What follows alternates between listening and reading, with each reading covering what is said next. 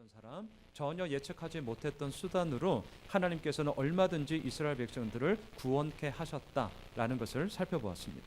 자, 에훗 기억나십니까? 오른손의 아들들이라는 뜻의 베냐민 지파였습니다. 하지만 정작 에훗은 자랑하고 내세워야 할 그 오른손에 장애가 있었던 사람이죠. 그러한 신체적인 결함이 있었고 어느 것 하나 내세울 것 없었지만 하나님은 기꺼이 전혀 예상하지 못했던 에훗을 통하여 모압 왕 에글론의 18년의 통치와 압제 속에 자유와 회복과 희망을 선포하게 한 사사로 하나님께서 사용하셨습니다. 자, 삼갈 소모는 막대기 하나로요 블레셋 사람 600명을 무찔름으로 말미암아 이스라엘을 구원케 하셨습니다. 꼴랑 소모는 막대기예요. 전혀 예측하지 못했던 수단이죠. 아니 저걸로 뭘 할 수 있겠어 라고 했던 바로 그것으로 하나님은 기꺼이 이스라엘 백성들의 구원을 이루심으로 말미암아 하나님의 살아계심을 우리들에게 확증해 주셨습니다. 여러분, 하나님은요 자신이 하시겠다고 우리들에게 말씀하신 그 약속은 무슨 일이 있어도 반드시 이루시는 분입니다. 하지만 어떻게 그 일을 이루실 것인지에 대해서는 어느 한 가지 방법에만 결코 국한되지 않습니다. 다시 말할게요. 하나님은 우리들에게 비전을 주세요. 무엇을 해야 할 것인지에 대한 반드시 하나님의 비전을 주십니다. 저도 2015년 11월 23일 빌립보서 2장 22절 말씀이 분립개척에 대한 명확한 비전의 말씀으로 저에게 들어왔어요. 그리고 2년 동안 준비했고 이제 1년 4개월이 개척해서 이렇게 된 것이죠. 하나님은 반드시 비전을 주세요. 우리에게 무엇을 할 것인지. 그런데 그 비전을 어떻게 이루실 것인지, 어떻게 해야 할 것인지에 대한 how to에 대해서는 감추십니다. 자, 비전은 제가 보여주신다라고 얘기했는데 how to에 대해서는 제가 감춘다라는 대조적인 용어를 제가 의도적으로 지금 쓰고 있어요. 제가 왜 제가 감춘다는 말을 하느냐, 이런 것이죠. 때로는 온니엘처럼 사사의 전형적인 모범생을 들어 하나님은 사용하세요. 온니엘은요 정말 모범생입니다. 하나님은 그 모범생 온니엘을 통해 이스라엘을 구원하셨습니다. 하지만 때로는 에훗처럼 전혀 예상하지 못했던 사람, 아니 오른손에 장애가 있는 저 사람이 뭘 할 수 있겠어, 지 앞가름이나 잘하면 다행이지 라고 했던 그 사람을 통하여 하나님은 이스라엘을 구원하셨습니다. 삼갈의 소모는 막대기, 전혀 예측하지 못했던 수단으로 하나님은 이스라엘을 구원하셨다고요. 왜요? 하나님은 어느 것 하나에만 얽매여서 당신의 그 방법을 이루어 가시는 분이 아니라 여러 가지 많은 다양함을 통하여서 얼마든지 당신의 약속을 이루시는 분이시기 때문이죠. 여러분, 우리가 살다 보면 이럴 때가 있습니다. 이것 아니면 안 돼. 저도 그렇거든요. 이것 없으면 나는 진짜 죽어. 이거는 절대 안 돼. 이거는 꼭 있어야 돼. 이런 게 있어요. 그런데 제가 비록 젊은 목사이지만 그럼에도 불구하고 40여 년을 살아오면서요 제가 알게 된 게 있습니다. 돌아보니까 그것 없어도 살더라고요. 지금 살고 있잖아요. 그것 없어도 살아요. 이것 없으면 절대 안 돼. 그때는 죽을 것처럼 생각했지만 그렇게 꽉 붙잡고 있는 것이 없어도 오늘 이렇게 물론 힘겨움도 있고 그 가운데는 즐거움도 있지만 그래도 우리가 살고 있더라는 것이죠. 왜요? 우리가 믿는 하나님은 내가 생각하는 그것을 통하여서만 일하는 것이 아니라 하나님의 생각은 그것 외에도 너무나도 다양한 수없이 많은 것들을 통하여서 얼마든지 당신의 일을 우리들의 삶을 통하여서 확정하시는 하나님이시기 때문입니다. 자, 그래서 문제는 뭐냐? 그러한 하나님이 문제가 아니라 그러한 하나님을 온전히 신뢰하지 못하는 믿음 없는 우리가 언제나 문제인 것이죠. 그래서 이스라엘 백성들이 어떻게 하는 줄 아세요? 오늘 본문 1절을 보세요. 사사기 4장 1절을 보십시오. 이렇게 하고 있습니다. 함께 읽겠습니다. 시작. 에훗이 죽으니 이스라엘 자손이 또 여호와의 목전에 악을 행하매. 앞으로 사사기를 읽는 동안 지겹게 이 구절을 보게 될 것입니다. 에훗을 통해 얻게 된 80년의 그 샬롬의 기간은요 이스라엘 백성들에게 이제는 하나님이 뻔히 보시는 목전 앞에서 버젓이 죄를 저지르는 범죄가 되어버렸습니다. 이스라엘 자손이 또 여호와의 목전에서 악을 행하였어요. 자, 또라는 이 말 무슨 말이죠? 이전에 조상들이 지었던 그 죄를 다시금 후손들도 반복해서 짓고 있다. 소위 반복되는 죄를 의미하죠. 하지만 또 이 말은 정작 본인들에게는 새로운 죄이기도 합니다. 자, 들어보세요. 또라는 이 말 속에 반복되는 죄, 새로운 죄가 함께 들어가 있어요. 자, 이게 무슨 말이냐? 이런 거죠. 우리가 역사를 볼 때 그런 것 있죠. 아니, 그때도 저렇게 실수를 했고 그렇게 잘못을 했는데 어떻게 또 그러한 죄를 이렇게 저지를 수 있냐라는 역사의 반복적인 내용들을 우리가 잘 볼 수 있습니다.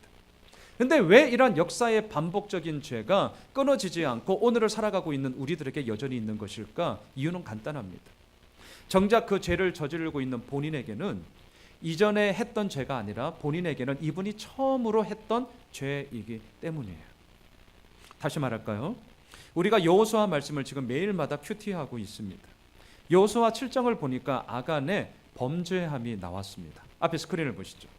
여호수아 7장 21절인데요. 함께 읽겠습니다. 시작. 내가 노력한 물건 중에 시날산의 아름다운 외투 한 벌과 은 200세겔과 그 무게가 50세겔 되는 금덩이 하나를 보고 탐내어 가졌나이다. 보소서, 이제 그 물건들을 내 장막 가운데 땅 속에 감추었는데 은은 그 밑에 있나이다 하더라. 자, 왜 아간이 하나님께 온전히 바친 물건을 훔쳤습니까? 명확하게 얘기합니다. 탐이 나서. 자, 인간의 탐심, 인간이 가지려고 하는 이 욕망의 이야기가 하나님께 온전히 바친 물건을 도적질하게 된 이유가 되었죠. 자, 그런데 이것은 아간에게 있어서는 분명 처음으로 저질렀던 새로운 죄였습니다. 하지만 역사를 볼 때 이 아간의 범죄함은 반복되는 죄이기도 했습니다. 다시 한번 스크린을 보시죠. 창세기 3장 6절의 말씀을 보겠습니다. 같이 읽습니다. 시작. 여자가 그 나무를 본즉 먹음직도 하고 보암직도 하고 지혜롭게 할 만큼 탐스럽기도 한 나무인지라 여자가 그 열매를 따먹고 자기와 함께 있는 남편에게도 주매 그도 먹은지라. 뭘 보여줍니까? 이미 창세기 3장에서 인류의 최초의 죄악된 모습, 그 탐심이 하나님의 말씀에 불순종함이 이미 이루어졌던 그 죄가 창세기 3장 6절뿐만이 아니라 여호수아 저 뒤쪽에 있는 7장 21절에도 여전히 그 탐심의 죄가 버젓이 있더라는 거죠. 그리고 어디까지 옵니까? 오늘 우리들까지. 여러분, 아간은 이렇게 얘기할 수 있겠죠. 저 처음 졌던 죄인데요. 네, 그럴 수 있습니다. 새로운 죄겠죠. 하지만 역사적으로는요, 이미 반복되고 또 반복되어졌던 반복되는 죄였음을 보게 됩니다. 그래서 이렇게 저는 좀 정리하고 싶어요. 오늘 본문에 또라는 이 말을 통하여서 우리가 붙잡아야 할 것은 뭐냐? 반복되는 죄를 끊을 수 있는 것은 이것입니다. 지금 내가 하고 있는 것이 결코 새로운 죄가 아니다라는 깊은 인식을 가지셔야만 합니다. 우리는 말할 거예요. 저 처음인데요. 저 처음으로 이렇게 좀 실수를 한 거예요. 처음으로 제가 이렇게 좀 잘못을 한 거예요. 좀 용서해 주세요. 본인의 입장에서는 충분히 그렇게 말할 수 있습니다. 또 초범은 우리나라 이 형법의 구조 속에서도 이렇게 감형을 해주잖아요. 하지만 재범부터 높아지는 거잖아요. 예, 그런 생각들을 우리 가질 수 있습니다. 하지만 그러한 생각이 나만 있습니까? 아니요. 이 땅을 살아가는 모든 사람들에게는 다 그 생각이 있어요. 그러다 보니까 문제가 뭡니까? 이스라엘 자손들이 저질렀던 또라는 악순환이 우리들 삶 가운데도 여전히 버젓이 돌아가고 있더라는 거죠. 왜? 나는 처음인데 근데 보니까 다 처음이라고 얘기해요. 그 처음과 처음이 만나서 뭐가 됩니까? 반복이 된다는 거죠. 여러분, 이러한 우리들 사고적인 패턴을 우리가 깊게 들여다보셔야 합니다. 잊지 맙시다. 내가 저지르고 있는 죄는 결코 새로운 죄가 아니라 역사적으로 성경적으로 볼 때 이미 반복되고 있는 죄라는 이 깊은 자각이 우리를 하나님 앞에 더욱더 정직하게 드러내게 할 것입니다. 자, 이처럼 이스라엘 자손들은 또 악을 행하였습니다. 그러자 하나님께서 이번에는요, 이 범죄한 이스라엘 자손들을 진노하기 위한 수단으로서 누구를 쓰느냐?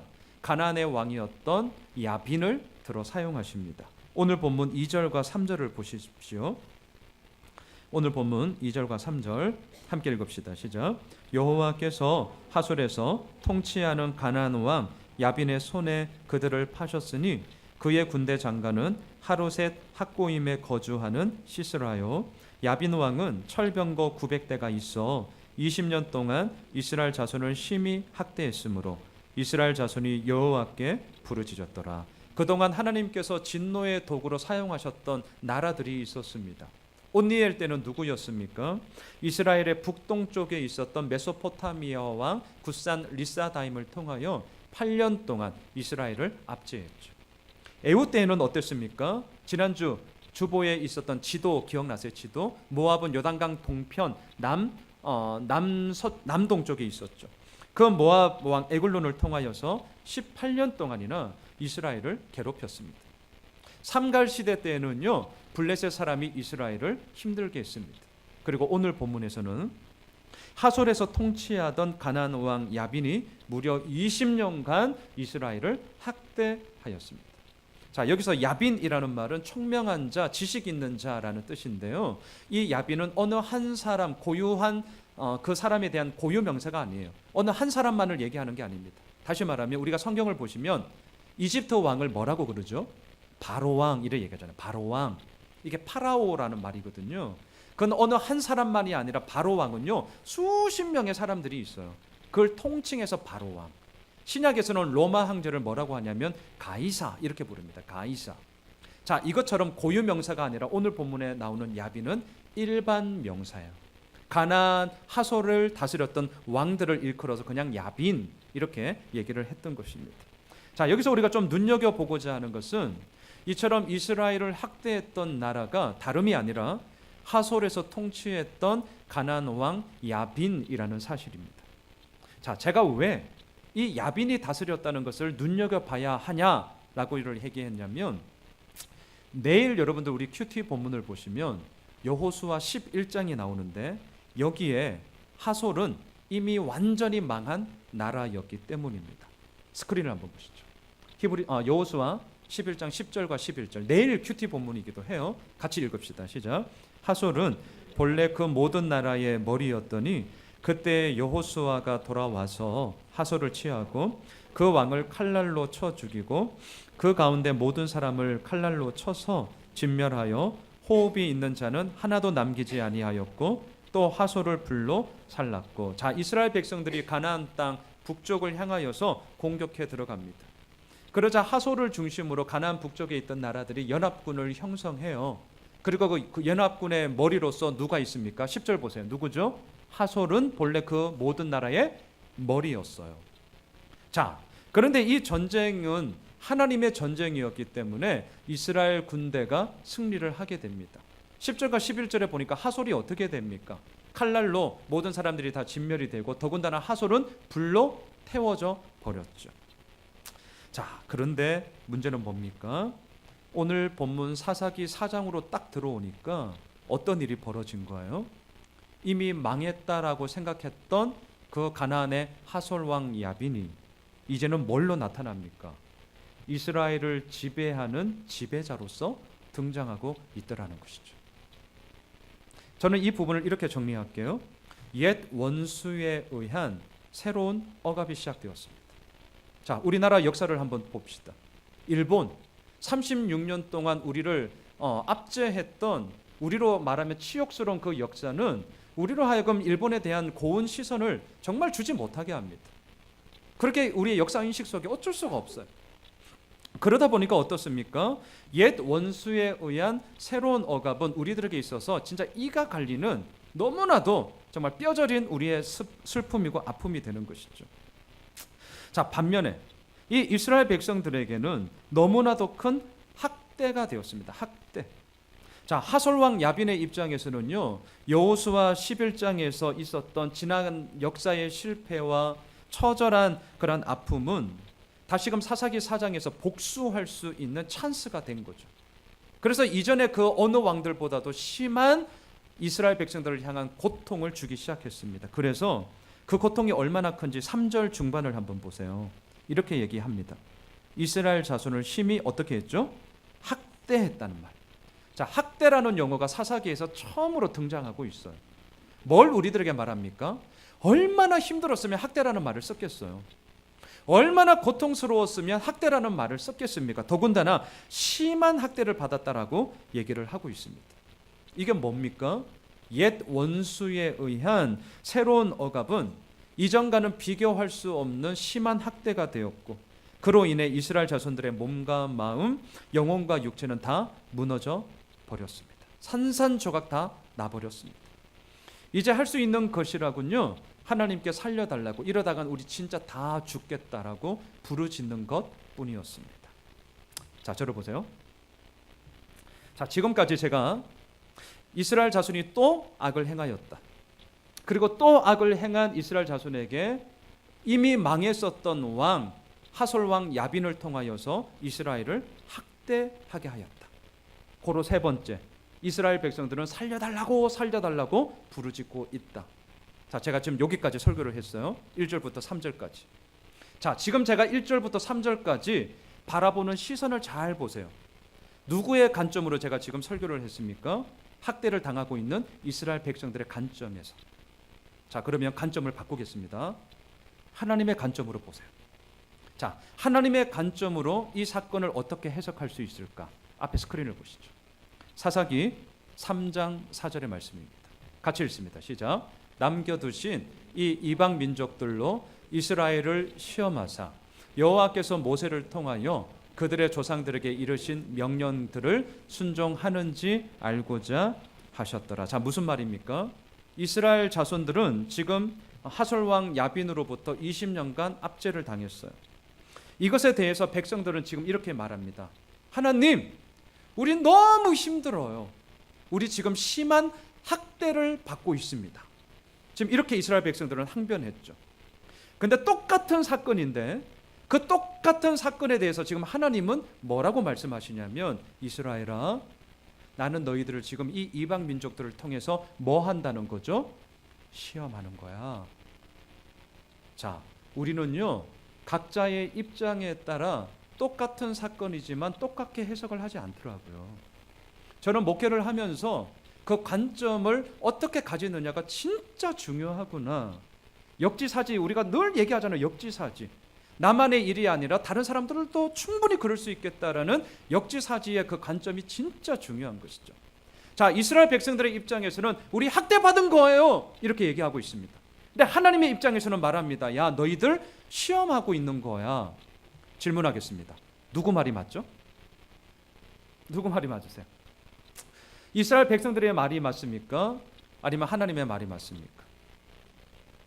둘 다 맞죠. 둘 다 맞죠. 둘 다. 자, 왜? 이스라엘 자손들은 분명 20년 동안 심한 학대를 받고 있었기 때문입니다. 그런데 중요한 게 있어요. 왜 학대를 받았죠? 하나님의 목전에서 악을 행하였기 때문이죠. 다시 말합니다. 하나님의 말씀하심에 불순종했기 때문입니다. 한편 하나님의 입장에서는 이스라엘을 시험하신 게 맞습니다. 내가 너희들을 지금 시험하고 있어. 내 시험하신 게 맞아요. 근데 중요한 것이 있습니다. 왜 시험하십니까? 앞서 우리가 봤죠. 하나님의 명령에 이놈들이 순종하는가 안 하는가, 그 순종의 유무를 알기 위해서였습니다. 자, 그럼 보십시오. 지금 하나님은 이방 민족들을 통해서 이스라엘을 시험하셨습니다. 왜? 이놈들이 순종하는가 안 하는가를 보려고. 그런데 이스라엘 민족들은 불순종했습니다. 하나님의 목전에서 버젓이 악을 행하였습니다. 그 결과로 하솔 왕 야빈으로부터 20년간 심한 학대를 받았습니다. 자, 그렇다면 지금 벌어지고 있는 이 학대의 고통을 끊어버릴 수 있는 근본적인 해결책은 뭘까요? 자, 여기서부터 오늘 이 본문을 좀 풀어가셔야 돼요. 다시요. 지금 벌어지고 있는 이 학대의 고통을 끊어버릴 수 있는 근본적인 해결책은 뭘까요? 부르짖는다고 다 됩니까? 살려달라고 애원하면 다 되는 것입니까? 그런 게 아니라, 네, 맞아요. 회개인데요. 더 정확하게 오늘 본문을 얘기한다면 잃어버렸던 순종을 다시금 이스라엘 백성들이 되찾는 것이죠. 다시요. 잃어버렸던 순종을 되찾는 것입니다. 왜냐하면 하나님께서 이방 민족들을 통해서 이스라엘을 시험하시는 목적이 무엇입니까? 하나님의 명령에 순종을 하는가 안 하는가, 그 유무를 알기 위해서였기 때문이죠. 자, 그래서 지금부터 제가 4절 이하를 계속해서 보게 될 것인데, 저를 보세요. 제가 시력이 안 좋아서 이렇게 안경을 쓰고 있는데 오늘 4절 이하를 보시면서 제가 의도적으로 여러분들의 눈에 안경을 하나씩 이제 씌워 드릴 거예요. 어떤 안경이냐? 이놈들이 순종을 하는가 안 하는가, 순종의 유무라는 안경을 쓰고 제가 오늘 본문 4절 이하에서부터 세 사람을 볼 겁니다. 드보라, 야엘, 바락이라는 사사기 4장에 나오는 세 명의 인물들을 보게 될 것입니다. 보면서 무슨 안경을 쓰셨다고요? 이놈들이 순종하는가 안 하는가, 이 순종의 유무의 안경을 쓰고 보십시다. 먼저 드보라를 보겠는데요. 오늘 보면 4절과 5절을 보세요. 4절과 5절 같이 읽습니다. 시작. 그때에 랍비돗의 아내 여선지자 드보라가 이스라엘의 사사가 되었는데 그는 에브라임 산지 라마와 베델 사이 드보라의 종려나무 아래에 거주하였고 이스라엘 자손은 그에게 나아가 재판을 받더라. 드보라, 꿀벌이라는 뜻이에요. 꿀벌. 자, 4절에 보니까 드보라를 이렇게 소개하네요. 첫째, 랍비돗의 아내입니다. 랍비돗, 어둠을 밝히는 횃불이라는 뜻이에요. 횃불. 자, 그럼 랍비돗의 아내, 이 말을 히브리적인 의미로 제가 푼다면 이렇게 해석할 수 있어요. 횃불의 여자. 랍비돗의 아내, 이 말을 히브리적인 느낌으로 살린다면 횃불의 여자. 자, 이게 무슨 말이죠? 지금 20년 동안 이 이스라엘 백성들은 가나안의 왕 야솔로부터 심한 학대를 받았습니다. 빛이라고는 전혀 찾아볼 수 없는 어둠 껌껌함이 이들의 삶을 드리웠습니다. 바로 그때에 횃불을 들고 나타난 여자가 있으니 그의 이름이 뭐라고요? 드보라라는 거죠. 두 번째, 오늘 4절에 보니까 선지자인 동시에 사사였습니다. 여러분, 이거 대단한 말인데요. 이스라엘의 역사상 선지자이자 이스라엘 백성들을 통치하는 그 역할을 감당했던 사람은 딱 세 사람밖에 없습니다. 첫 번째, 모세. 두 번째가 누구냐면 오늘 본문에 나오는 드보라. 세 번째가 누구냐면 사무엘이에요. 선지자로서 분명하게 그의 역할을 감당했고 더군다나 이스라엘 백성들을 통치하는 리더로서 그 자리를 감당했던 자는 모세, 드보라, 사무엘밖에 없어요. 오늘 본문에 나오는 이 드보라 엄청난 여인입니다. 또한 5절로 가보세요. 드보라는 누구였느냐? 사람들의 시시비비를 가리는 재판관이었습니다. 근데 5절에서 재밌는 용어가 나오는데요. 당시에 종려나무가 얼마나 많이 있었겠어요? 그런데도 드보라가 있던 곳을 사람들이 뭐라고 명명합니까? 드보라의 종려나무. 자, 무수히 많은 종려나무가 얼마나 많이 있겠어요. 그럼에도 불구하고 드보라가 줄곧 활동했던 그 나무를 일컬어서 드보라의 종려나무. 그리고 그 무수히 많은 나무들 가운데도 드보라의 종려나무 하면 사람들이 알 정도로 드보라의 영향력이 크다 작다? 크다. 그것을 지금 우리들에게 보여주고 있는 것이죠. 자, 보세요. 질문하겠습니다. 지금 우리가 쓰고 있는 안경이 뭐죠? 이놈이 순종을 하나 안 하나를 보셔야 돼요. 자, 그럼 이 안경으로 드보라를 보세요. 드보라는 순종을 하고 있습니까? 안 하고 있습니까? 오늘 본문에서 우리가 유추할 수 있는 것은 흠 잡을 데가 없어요. 정말 대단한 여성입니다. 남성 중심 사회에서 한 여성이 아내이자 선지자이자 사사이자 재판관, 소위 1인 사역을 거뜬히 감당할 만큼 이 드보라는 흠 잡을 데 없는 대단한 하나님의 사람이었음에 분명합니다.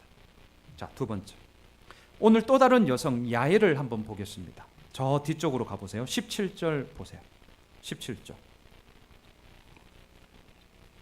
17절의 말씀인데요. 함께 읽습니다. 시스라가 걸어서 도망하여 겐 사람 헤벨의 아내 야엘의 장막에 이르렀으니 이는 하솔 왕 야빈과 겐 사람 헤벨의 집 사이에는 화평이 있음이라. 자, 17절에 나오는 시스라는 하솔 왕 야빈의 군대 장관이었습니다. 철병거 900대를 자랑하는 아주 위용당당한 장군이었습니다. 그런데 이스라엘과의 전쟁에서는 그 철병거 900대가 아무짝에도 쓸모없는 무용지물이 되어서 우리가 17절 읽었지만 도망가는 신세로 전락되었습니다. 무슨 일이 있었길래 이렇게 되었느냐? 앞에 스크린을 보시죠. 사사기 5장 20절과 21절인데요. 함께 읽습니다. 시작. 별들이 하늘에서부터 싸우되 그들이 다니는 길에서 시스라와 싸웠도다. 기송강은 그 무리를 표류시켰으니 이 기송강은 옛 강이라 내 영혼아 내가 힘 있는 자를 밟았도다. 당시 이스라엘 이 땅에는, 가나안 이 땅에는 비가 오지 않는 건기였습니다. 우리가 잘 알고 있지만 이스라엘 이 중동 지역에는 건기와 우기가 있습니다. 건기였기 때문에 생각해 보십시오. 이 강바닥은요, 장애물이 없는 철병거가 그 능력을 발휘하기에 최적의 장소였어요. 장애물이 없으니까 가뜩이나 철병거가 강한데 얼마나 더 강력한 힘을 발휘할 수 있었겠습니까? 그런데 아십니까? 이 전쟁은 하나님과 가나안과의 전쟁이었다는 사실을 우리는 기억하고 있는 거죠. 이스라엘과 가나안과의 전쟁이 아니라 하나님과 가나안과의 전쟁이에요. 그래서 어디서부터 전쟁이 시작되어지느냐? 기손 강가에서 이루어지는 것이 아니라 우리가 방금 사사기 5장에서 읽었지만 하늘에서부터 전쟁이 시작됩니다. 하늘에서부터. 이게 무슨 말이냐? 하늘로부터 갑작스럽게 쏟아지는 폭우를 의미합니다. 갑작스럽게 쏟아지는 폭우. 자, 지금 건기라니까요. 비가 올 수 없는 때입니다. 그러니까 세상 사람들은 말할 겁니다. 야, 날씨가 미쳤구나. 우리가 이렇게 얘기하는 거죠. 아니, 건기인데 어떻게 비가 옵니까? 그러면 이제 모든 패턴들이 다 어긋나지게 되는 것 아니겠어요? 그런데 갑자기 하늘에서 폭우가 쏟아졌어요. 그러니 기손 강가에 위용당당한 철병거 900대들이 딱 버티고 있는데 어떻게 되는 것입니까? 이것은 무용지물 되는 거예요. 왜? 땅이 질퍽질퍽하기 시작하면서 이게 마음대로 컨트롤이 되지 않기 시작하는 거죠. 저는 오늘 이 본문을 묵상을 하면서 이런 생각을 하게 되었습니다. 야, 우리의 자랑거리가 때로는 아무짝에도 쓸모없는 골칫거리로 얼마든지 바뀔 수 있구나. 제가요 이전에는요 대형 교회에서 몸담고 있었다는 것이 저에게 은근한 명예고 자랑이었습니다. 제가 아쉬움이 별로 없었거든요. 제가 이전에는요 책을 쓰고 그 젊은 나이에 세미나에서 강의도 하고 그러했던 나의 업적이 저 대단한 자랑이었습니다. 때로는 나의 소유, 나의 스펙, 나의 학벌이 자랑이었습니다. 하지만 그렇게 자랑하던 것들이 때로는 걸림돌이 되어서 오히려 나의 나됨을 못 보게 하는 너무나도 큰 장애물이 되는구나라는 것을 절감하며 통과했던 목사입니다. 지난날의 명예와 업적과 소유가 오늘을 살아가고 있는 우리들로 하여금 나의 나됨을 못 보게 하는 거예요. 그러면서 뭐에만 갇혀 있는 거죠. 내가 옛날에는 사람들이 그렇게 말을 많이 하는 내가 왕년에는 말이야. 예, 물론 아름다운 추억으로서 우리에게 힘을 주는 힘 분명히 있습니다. 하지만 오늘을 보셔야죠. 왜? 우리는 어제를 사는 것이 아니라 오늘을 사는 자이기 때문입니다. 여러분, 시스라 장군도 마찬가지예요. 그에게 철병거 900대는 엄청난 자랑거리였습니다. 또한 그 철병거 900대로 인하여서 이 하솔 이 국가가 이 가나안의 머리로서 모든 것을 지배할 수 있는 중심, 그 중심 세력으로서 일어설 수 있던 게 분명했습니다. 하지만 하나님과의 전쟁에서는 그 자랑거리가 아무짝에도 쓸모없는 오히려 방해거리가 되어버렸습니다. 시스라 장군이 얼마나 충격이었겠습니까? 전혀 예상하지 못한 일이 벌어졌습니다. 그래도 목숨은 건져야 했기 때문에 어디로 도망갑니까? 이전에 평화조약을 맺었던 겐 사람 헤벨의 집으로 도망을 갑니다. 바로 그때 우리가 보고자 하는 야일, 헤벨의 아내인데요. 이 야일이 이 시스라 장군을 영접합니다. 여러분 오늘 보면 18절로 20절을 보세요. 사사기 4장 18절로 20절 함께 읽겠습니다. 시작. 야일이 나가 시스라를 영접하며 그에게 말하되 나의 주여 들어오소서 내게로 들어오시고 두려워하지 마소서 하매 그가 그 장막에 들어가니 야일이 이불로 그를 덮으니라. 시스라가 그에게 말하되 청하노니 내게 물을 조금 마시게 하라. 내가 목이 마르다 하매 우유 부대를 열어 그에게 마시게 하고 그를 덮으니 그가 또 이르되 장막 문에 섰다가 만일 사람이 와서 내게 묻기를 여기 어떤 사람이 있느냐 하거든 너는 없다 하라 하고. 자, 도망온 시스라에게 이 전쟁의 패배는 엄청난 충격뿐만이 아니라 심각한 두려움이었을 것입니다. 그래서 도망을 간 거죠. 또한 이 야엘의 장막은 잠깐이지만 그에게 한숨 돌릴 수 있는 안식처가 되기도 했습니다. 긴장이 풀렸어요. 그러자 시스라가 깊은 잠이 듭니다. 바로 그때 어떻게 하느냐? 21절을 보세요. 21절 참 무서운 얘기가 21절에 나옵니다. 같이 읽습니다. 그가 깊이 잠드니 헤벨의 아내 야일이 장막 말뚝을 가지고 손에 방망이를 들고 그에게로 가만히 가서 말뚝을 그의 간자놀이에 박음에 말뚝이 꿰뚫고 땅에 박히니 그가 기절하여 죽으니라. 이게 마치 영상 이미지로 나타나면 이거는 엄청난 공포 영화예요. 이거는 상상하기도 싫은 너무너무 무서운 그림이 지금 21절에 클로즈업이 되고 있어요. 클로즈업. 이건 뭘 얘기합니까? 이만큼 야엘의 행함이 지금 오늘 사사기 4장에서 클로즈업함으로 말미암아 이 진짜 무서운 이 일을 야엘이 했다라는 것에 대해서 칭찬하는 그런 의미도 있어요. 하지만 더 중요한 것, 자, 질문하겠습니다. 지금 우리가 보고자 하는 게 뭐죠? 이 사람이 순종을 하는가 안 하는가. 자, 지금 우리가 순종의 안경을 끼고 보고 있다는 거 잊지 마세요. 그럼 질문, 이 야엘은 순종을 한 것입니까? 순종을 안 한 것입니까? 자, 이제 조금 아리까리 하기 시작하죠. 긍정적인 부분도 있고 부정적인 부분도 있습니다. 자, 먼저 긍정적인 부분. 앞서도 말씀드린 것처럼 21절에서 이 야일이 시스라 장군을 죽이는 이 장면을 클로즈업한 것은요, 시스라 장군을 죽임으로 말미암아 이스라엘에 대한 가나안의 압제가 이제 끝났다라는 신호탄을 쏘는 의미로서 이 장면을 클로즈업한 거예요. 이 부분에 있어서는 긍정적인 부분이 분명히 있습니다. 하지만 부정적인 부분도 있어요. 시스라 장군을 죽이는 과정에서 야일은 뭐 했습니까? 거짓말했어요. 시스라 장군을 죽이는 과정에서 야일은 뭐 했습니까? 배신을 때렸어요. 자, 시스라가 이곳으로 도망쳐 온 이유는 간단합니다. 자신의 남편 헤벨과 평화 조약을 이미 맺었었기 때문에 이곳으로 도망간 거죠. 또한 당시에 고대 근동 지역에서 지켜졌던 손님 접대가 있습니다. 손님 대접법. 어떠한 손님이든지 간에 그를 자신의 집으로 들였다면 그 사람에 대해서 극진하게 대접을 해야 합니다. 이유는 간단해요. 왜냐하면 그 당시는 유목민들이었고 부족 사회였기 때문에 원한을 사기 시작하면 결국은 자신들의 생계가 유지가 될 수가 없어요. 자, 손님이 왔는데 거절했다. 그 사람이 돌아가서 그 부족에게 나 여차여차해서 이러한 홀대를 받았다라고 얘기를 한다면 그 부족은 어떻게 하겠습니까? 아니, 우리를 무시해 전쟁이 나는 거예요.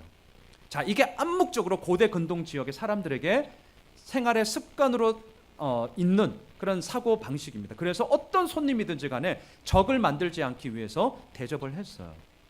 자, 그러한 것을 생각을 한다면 이 야엘은 그러한 방침과 규칙을 어기는 배신이자 거짓이었다는 거죠. 자, 여러분, 우리는 기억해야 됩니다. 하나님은 분명 당신의 일을 하는 데 있어서 오늘날도 마찬가지지만 하나님의 사람들을 통하여 당신의 일을 행하십니다. 분명해요. 하나님은 하나님의 사람을 통해 일하십니다. 하지만 개인의 책임과 의무를 어기면서까지 그것을 하도록 명령하지는 않으세요. 또한 어떻게 해서든지 그 목적만 이루면 된다라는 식의 결과주의자, 성취주의자가 하나님은 아니십니다. 자, 보십시오. 야엘, 시스라 장군을 죽임으로 말미암아 가나안의 압제를 끊어버리는 긍정적인 신호탄에 있어서는 참 잘했다, 우리가 박수 쳐줄 수 있어요. 하지만 반면에 그 목적을 이루어지는 과정 속에 거짓말이 있었고 배신이 있었다는 것에 있어서는 우리들 마음에 썩 흔쾌함을 주지 않습니다. 자, 세 번째, 바락을 보겠습니다. 바락. 오늘 본문 6절과 7절을 보세요. 본문 6절과 7절 우리 같이 읽겠습니다. 시작. 드보라가 사람을 보내어 아비노함의 아들 바락을 납달리 게데스에서 불렀다가 그에게 이르되 이스라엘의 하나님 여호와께서 이같이 명령하지 아니하셨느냐? 너는 납달리 자손과 스불론 자손 10,000명을 거느리고 다볼산으로 가라. 내가 야빈의 군대 장관 시스라와 그의 병거들과 그의 무리를 기손강으로 이끌어 내게 이르게 하고 그를 내 손에 넘겨주리라 하셨느니라. 바락, 천둥, 번개라는 뜻입니다. 자, 이 바락은 이제 드보라 사사의 명령대로 전쟁터에 나가야 했습니다. 그런데 이 바락이 어떻게 하느냐? 오늘 보면 8절과 9절을 계속 보십시오. 8절과 9절 이렇게 합니다. 읽습니다. 시작. 바락이 그에게 이르되 만일 당신이 나와 함께 가면 내가 가려니와 만일 당신이 나와 함께 가지 아니하면 나도 가지 아니하겠노라 하니 이르되 내가 반드시 너와 함께 가리라. 그러나 내가 이번에 가는 길에서는 영광을 얻지 못하리니 이는 여호와께서 시스라를 여인의 손에 파실 것임이니라 하고 드보라가 일어나 바락과 함께 게데스로 가니라. 자, 지금 우리가 쓰고 있는 안경이 있죠. 순종을 하느냐 안 하느냐 질문입니다. 바락은 지금 순종을 하고 있습니까? 순종을 안 하고 있습니까? 자, 불순종하는 것처럼 보이죠? 지금 제 말을 잘 이제 들으셔야 돼요. 불순종하는 것처럼 보입니다. 왜? 드보라에게 지금 조건을 내걸고 있죠. 만일 당신이 나와 함께 가면 내가 가고, 만일 당신이 나와 함께 가지 않으면 나는 안 가겠다. 바락의 믿음 없음, 바락의 불순종으로 보입니다. 그래서 많은 분들은 이러한 바락에 대해서 뭐라고 그동안 얘기했냐면 책임을 회피하는 자다. 아니 조건을 내거는 자다. 명령에 불순종하는 자다. 아우 저 믿음 없는 놈. 그래서 시스라 장군을 죽일 기회를 놓쳤고 그의 수반되는 영광을 잃게 되었다라고 말씀을 하십니다. 저도 이전에는 그렇게 생각을 했었더랬습니다. 자, 그런데 제가 이 말씀을 준비하면서 저에게 고민이 되었던 한 구절이 있었어요. 앞에 스크린을 보시죠. 히브리서 11장 32절의 말씀입니다. 같이 읽습니다. 시작. 내가 무슨 말을 더하리요? 기드온, 바락, 삼손, 입다, 다윗 및 사무엘과 선지자들의 일을 말하려면 내게 시간이 부족하리로다. 자, 여러분 지금 방금 읽었던 히브리서 11장을 우리는 뭐라고 얘기하죠? 네, 믿음장이라고 얘기하죠. 믿음장. 왜 믿음장이라고 얘기합니까? 히브리서 11장 1절. 믿음은 바라는 것들의 실상이요 보이지 않는 것들의 증거다. 무슨 말이죠? 믿음이란 우리 눈에 보이는 것이 아니라 하나님 때문에 바라고 하나님 때문에 원하는 것들을 실상으로 놓고 보이지 않거나 보지 못하는 것들을 증거하면서 살아가는 것이 믿음이다 라는 선포와 함께 히브리서 11장이 시작되죠. 그리고 그 11장에 쭉 기록되었던 모든 사람들은 뭐 하라는 것입니까? 그 사람들을 본받아 우리도 그렇게 살아가라는 귀감이죠. 자, 여기서 제가 고민이 되기 시작했어요. 뭐가 고민이냐? 집사님 잠깐만 계속 띄워주세요. 자, 히브리서 11장 32절에 보면 누가 갑자기 툭 튀어나옵니까? 기드온, 바락. 자, 지금 우리가 보고 있는 바락이에요. 자, 드보라 당신이 함께 가면 내가 가고 당신이 가지 않으면 나 안 가겠습니다. 이것을 보면서 우리는 그동안 바락을 뭐라고 얘기했느냐? 믿음 없는 자, 저 조건 내거는 자, 책임 회피하는 자. 에이, 저 믿음 없는 놈. 저 엄청나게 바락 욕했거든요. 예전에 저 그렇게 설교했었어요. 그런데 그렇게 욕했던 바락이 갑자기 히브리서 11장 32절에 믿음의 선진으로 등장하고 있더라는 거예요. 제가 예전에도 이 구절은 알았지만 이렇게 깊게 묵상을 제가 하지 못했었어요. 이유가 뭘까? 여기서부터 제가 고민이 되기 시작했던 거예요. 여러분, 오늘 본문을 우리가 지금 3명의 인물들을 보았지만 굳이 히브리서 11장 32절에 이 사사기 4장을 배경으로 이 히브리서 성경 기자가 인물을 집어넣는다면 여러분들 같으면 누구를 넣으시겠어요? 바락, 드보라, 야엘 중에. 드보라. 이거 상식 아니에요? 여기서부터 지금 여러분들 고민이 되셔야 돼요. 자, 그렇다면 왜 히브리서 성경 기자는 드보라가 아니라 뜬금없이 바락, 그것도 많은 분들이 저렇게 믿음 없는 자처럼 살면 안 돼, 조건 내걸면서 살면 안 돼라고 욕했던 그 바락을 믿음의 선진의 리스트에 넣고 있느냐라는 거죠. 자, 이유를 찾아보겠습니다. 간단해요. 사실은 이유가 간단해요. 그것은 뭐냐? 바락을 우리가 흔히 생각하고 있는 믿음 없는 자, 불순종하는 자로 보는 것이 아니라 완전히 반대예요. 믿음 있는 자, 순종하는 자로 보았기 때문입니다. 자, 이게 무슨 말이냐? 오늘 보면 8절을 보세요. 바락은 분명히 드보라에게 조건을 지금 내걸고 있죠. 그렇죠? 조건 내걸고 있는 건 맞습니다. 하지만 이 조건은 바락의 불순종이 아니라 앞서 드보라에 대해서 말씀을 드렸습니다. 선지자이자 사사였다고. 분명한 하나님의 사람이었다고. 이 조건은요, 바락의 불순종이 아니라 드보라가 하나님의 사람이었음에 대한 이 바락의 인정이었습니다. 인정. 그 사람에 대한 인정. 자, 생각해 보세요. 하나님의 살아계심이 분명히 저 사람에게 있어요. 드보라에게 있어요. 자, 그럼 어찌 그 하나님의 영이, 하나님의 사람이 그 사람과 함께 있는데 그 사람과 함께 가겠다는 것이 믿음 없음이에요? 아니, 그 사람과, 하나님의 사람과 내가 함께 있겠다는 것이 불순종입니까? 아니 그 하나님의 사람과 내가 함께 그 자리에 있다는 것이 비겁함이에요? 여러분 잘 생각하셔야 돼요. 그게 비겁함이냐고요? 그게 불순종이에요? 그게 믿음 없음이에요? 아니요. 믿음이 있는 사람과 우리가 함께 있어야죠. 이것은 오히려 바락 자신의 무능함에 대한 겸손한 고백이죠. 반대로 드보라를 통해 이루실 하나님의 역사하심에 대한 분명한 확신이었습니다. 지금 저의 관점을 좀 잘 따라와 주시면 좋겠어요. 또한 9절을 보세요. 9절을 보시면 드보라의 대답 속에 바락에 대한 질책이 전혀 없습니다. 오히려 바락의 조건 내검에 대해서 즉각적으로 반응해요. 9절 보세요. 내가 반드시 너와 함께 가리라. 그러면서 뭐라고 하죠? 네가 이번에 가는 길에서는 결코 영광을 얻지 못할 것이다. 자, 이 구절을 가지고 또한 많은 분들은 이게 비난이 아니냐라고 얘기하시는데요. 저는 그렇게 보지 않습니다. 이것은 바락에 대한 비난이 아니라 하나님께서 앞으로 이루어 가실 일에 대한 사실적인 진술이에요. 사실적인 진술. 이거 엄청난 차이입니다. 비난이 아니라 하나님께서 앞으로 이루어 가실 일에 대한 사실적인 진술, 팩트라는 거예요. 팩트. 자, 그러면 만일 우리가 이러한 바락의 입장이라면 여러분들 어떻게 하시겠어요? 지금 전쟁입니다. 더욱이 철병거 900대가 있습니다. 10,000명의 군사가 있지만 철병거 900대? 택도 없어요. 이거는 인간적인 계산으로 전혀 답이 나오지 않는 전쟁입니다. 게다가 그 전쟁에서 결코 영광을 얻지 못할 것이라고 얘기합니다. 그 전쟁에 참여하겠지만 그 이후에도 너를 통해서 이스라엘을 다스릴 수는 없을 거야 라고 얘기합니다. 질문하겠습니다. 그 전쟁에 여러분들 같으면 참여하시겠어요? 미쳤죠. 아니 내 목숨 내걸고 참여하는 전쟁에서 영광을 얻지 못하는데 그 전쟁 누가 갑니까?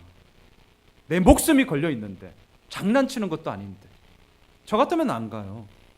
그런데 바로 여기에서 히브리서 성경 기자가 얘기하는 것이 있습니다. 그게 뭐냐?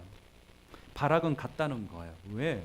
믿음이란 인간적으로 승산이 없더라도 하나님의 행하심을 직면하는 것이기 때문이죠.